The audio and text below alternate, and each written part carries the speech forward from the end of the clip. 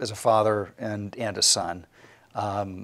Family's, a big part of my life, and part of family is figuring out how to take care of your parents when that time comes, how to take care of yourself when that time comes, and the sort of sense of planning for long-term care, while you're young and vital and in the prime of your life, for when you may need it, and 70% of us are gonna need it, is a really important issue, not just for my family, but for every family. I think most Americans aren't aware that Medicare or the Affordable Care Act, health insurance doesn't cover it.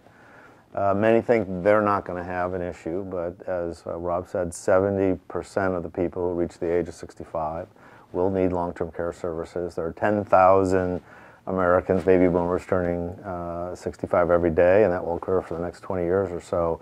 And there's only 7.4 million people covered by long-term care insurance, and there's about 115 million Americans between 40 and 75, and that's sort of the age group where you should be thinking about it. So it's one of the least bought types of insurance, and yet the needs are just enormous. Thinking about my dad and my wife's mother, we're able to write that check ourselves if we have to, but most Americans can't. And even if they're happy to and have the time and wherewithal to take care of their parents, it's a huge sort of psychic cost. So, and it's not a conversation anybody wants to have.